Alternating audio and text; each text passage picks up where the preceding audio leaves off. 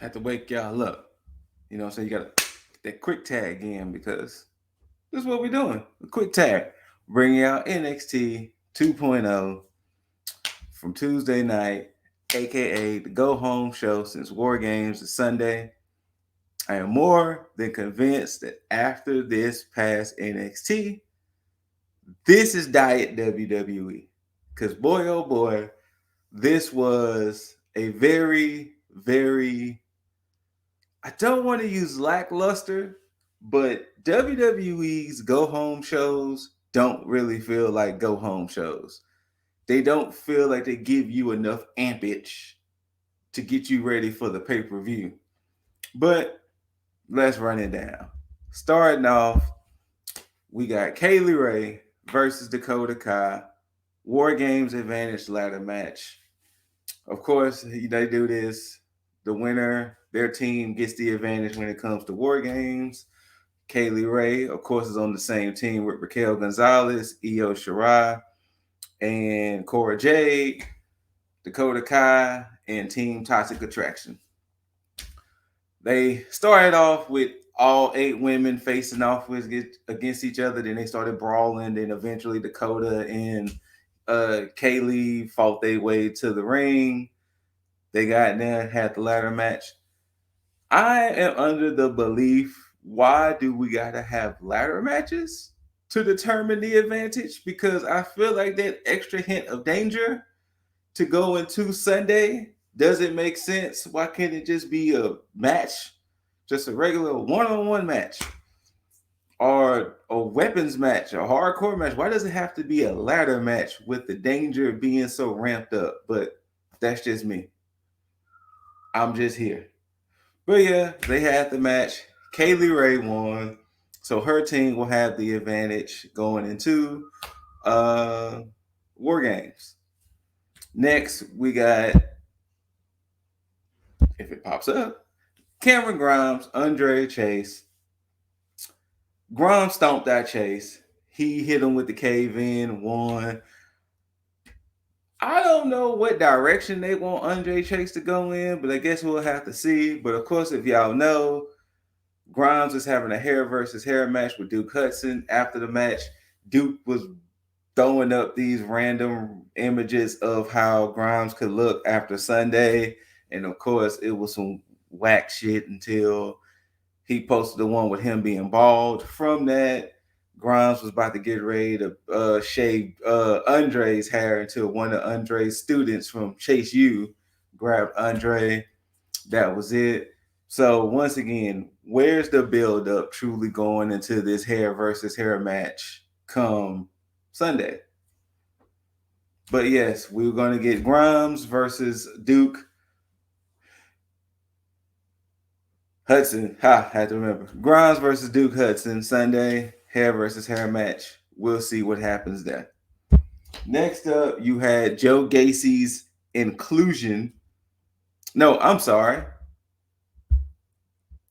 You had Von Wagner and Kyle O'Reilly versus um, Legato del Fantasma to determine who's going to be the number one contender Sunday.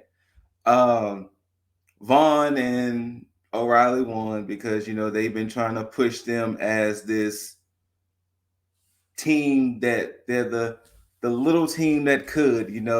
They weren't really supposed to be partners, but they're proving that they're just as good as any tag team out there. So yay them. They won. They got number one contendership. They'll be going against Imperium Sunday for War Games. Typical tag team match. Nothing like, yeah. What do you expect? It's going to be Wagner and O'Reilly versus Imperium Sunday at War Games. Next, we get Joe Gacy's inclusion. And basically, he's on the campaign now that he wants to throw away the inclusion of the Cruiserweight title because there's weight shaming, height shaming, all that. He wants men and women of all size and weight to fight for this title. So that's why Malcolm Bivens threw away the 205 rule for this match come Sunday. So he wrestled against two guys and a girl. One guy being way over 205, the other guy being, I think he was really skinny.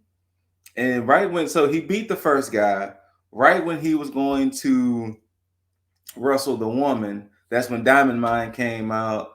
They had their little exchange, and then Diamond Mine was about to come see him until Harlan pulled Gacy out the ring. But once again, we got Joe Gacy versus Roderick Strong for the Cruiserweight title Sunday at Wargames. We'll see how that works out. We'll see if Joe Gacy gets his wish and to make the Cruiserweight title all inclusive, or will Diamond Mines Roddy hold on to that strap come Sunday?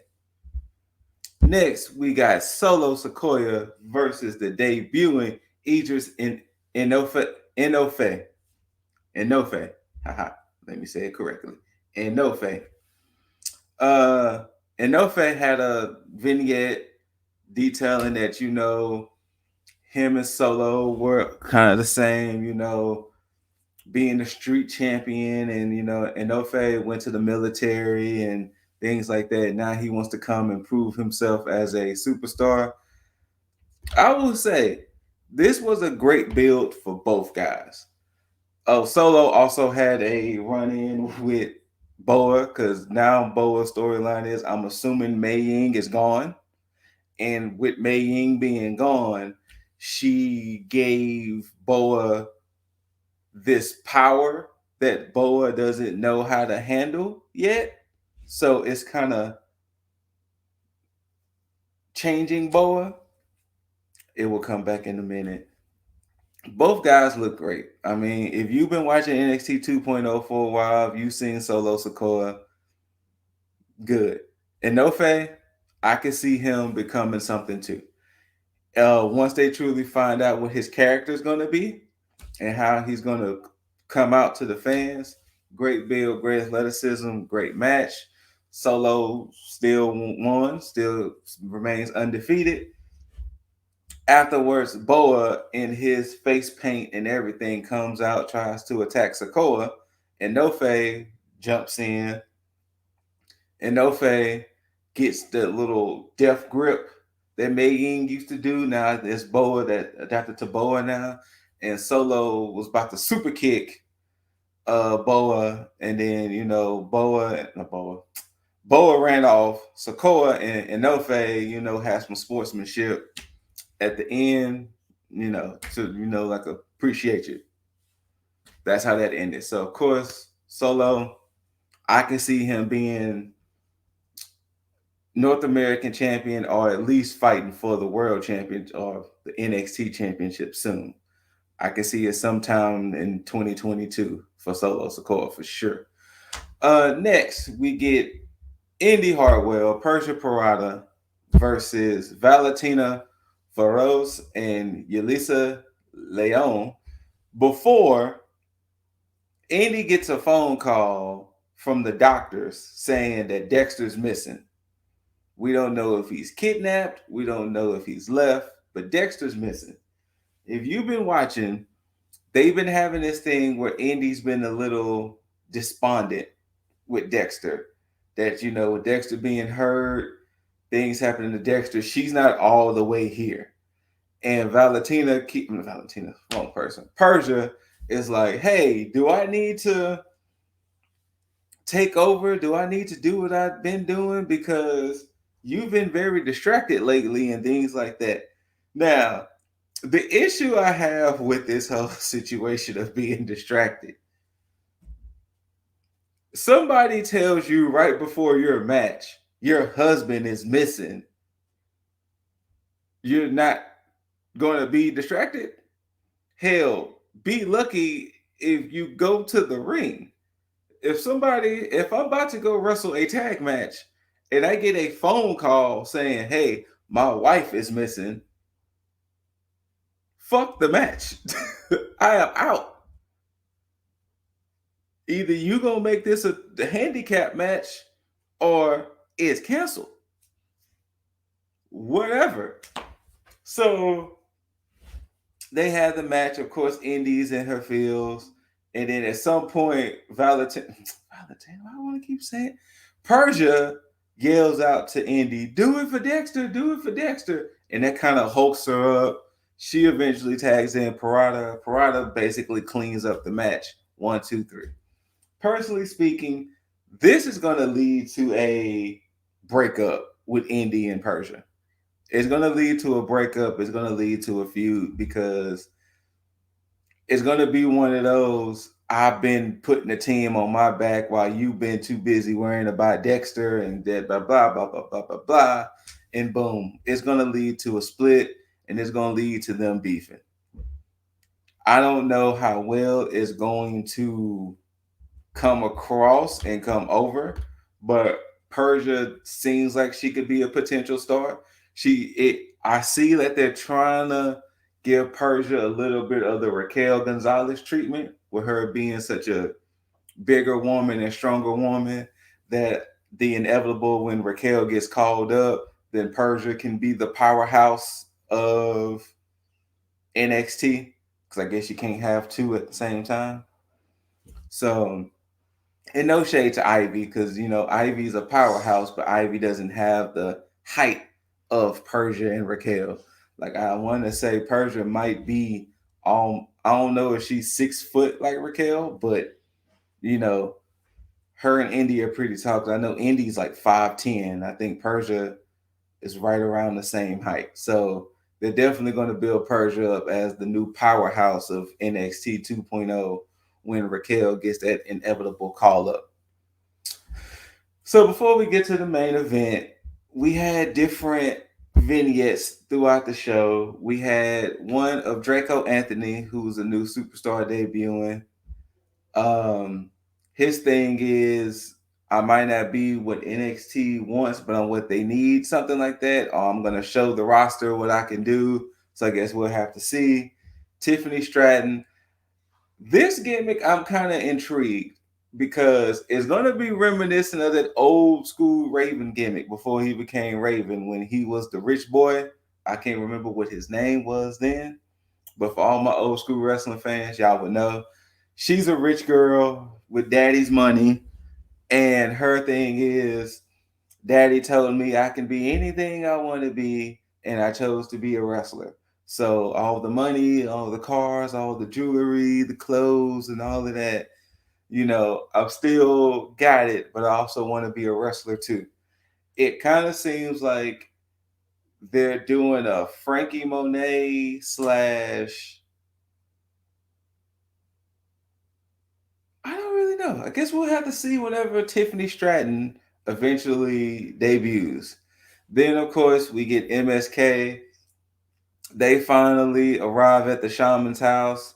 They open the door. They show a figure standing in there, but the smoke was covering up who the guy. So either during Wargames we find out who the shaman finally is, or we're gonna find out next week.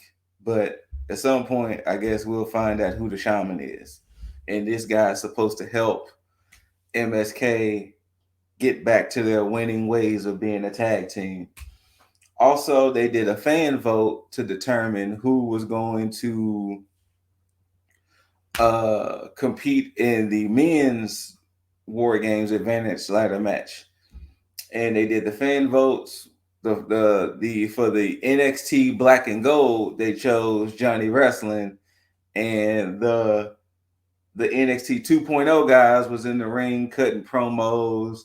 Mello was cutting his promo to Johnny. D'Angelo was cutting his promo to Petey Poppins. Grayson was cutting his promo to LA Knight, and of course Braun towards Tommaso. And Alicia Taylor announced that Braun Breaker is going to be the one in the ladder match against Johnny. And Johnny came out and was like, hey, I'm by myself. They had a little back and forth. So now that's it. The main event is going to be Johnny Gargano, Braun Breaker, ladder match to determine who's going to have the advantage in War Games. Also, Von Wagner and Kyle O'Reilly had a little altercation back and forth with Imperium going into Sunday. Um, there was a segment with grizzled young veterans, which why are y'all doing this to GYV? What has GYV done to deserve what y'all doing to them right now? But they are just a joke of themselves. I don't know what they were trying to do. I guess they was trying to break into Brooke Jensen's and Josh Briggs's locker, and then Jacket Time shows up, and that became one big comedy sketch. And then eventually Jensen and Brooks, which Jensen and Brooks, eventually Jensen and Josh shows up, and then I don't know what the hell that was, but yeah, yeah, yeah, yeah. I don't know what they're doing with GYV and all of the above, but not a fan. Not a fan of none of that. So, main event time. Braun, blah, blah, blah. Oh, also, Johnny called Braun Breaker the big bad booty nephew. Of course, referencing Scott Steiner with his whole big bad booty daddy. So he was referencing his uncle. So he called him the big bad booty nephew, which once again, they keep letting us know he's a Steiner, but don't give him the name of Steiner. Stupid, right? But yeah, we get Braun Breaker versus Johnny Gargano. Ladder match to determine the advantage. Pretty solid match. Once again, like I said before, why up the risk factor before Wargames? Why not just have a regular one-on-one match? Why does it have to be such a high-risk match going into Sunday? I can see if they was doing these high-risk matches this week and then the pay-per-view was another week away, but why within 6 days time, 5 days time, would you want to potentially injure your superstars before the War Games? Considering two matches are War Games matches, and that's what the pay-per-view is centered around. It's centered around NXT Black and Gold versus NXT 2.0. It's centered around Toxic Attraction and Dakota Kai versus Kaylee Ray, uh, Raquel Gonzalez, Cora Jade, and Io Shirai. Why risk any one of those people getting injured before the match? But Breaker, Johnny, pretty solid fight. Once again, depends on how you feel about ladder matches. Are they overused? You still excited? But all in all, Breaker wins. So his team gets the advantage, aka NXT 2.0. They get the advantage. After that, basically Black and Gold and 2.0 had a brawl. And that's how the show went off. So once again, this was the go home show. It wasn't a bad show per se, but you wouldn't think a pay-per-view was happening Sunday from this show. If it wasn't for the fact that the constant reminder, War Games, War Games, War Games, War Games, it didn't feel like a pay-per-view was happening Sunday, which is weird to me now that NXT has now fallen in the same hole as WWE with the whole lackluster go home shows. But hey, that was NXT 2.0 for this week. Let us know below what you think, who your picks. I'm pretty sure we'll share our picks at some point. We just all gotta confirm conference and see who picking who, because I think it's only 5 matches set. Both War Games matches, the hair versus hair, and the tag team title match. Yeah. So and Gacy and Roddy. So yeah, 5 matches set. What are y'all picks? Let us know below. You know, like the boy Dizzle say, you gotta like, subscribe, thumbs up, thumbs down. Whether you hate it, you love it, don't forget to rate it. I'm pretty sure I said all of that wrong, but you get the gist. Let us know your thoughts below. To Jaeger and Dizzle and all the other tag fam out there. Get too sweet, get all up in the camera light, all up in there, just bow. Appreciate y'all rocking for this quick tag of NXT. And like always, don't forget to tag out.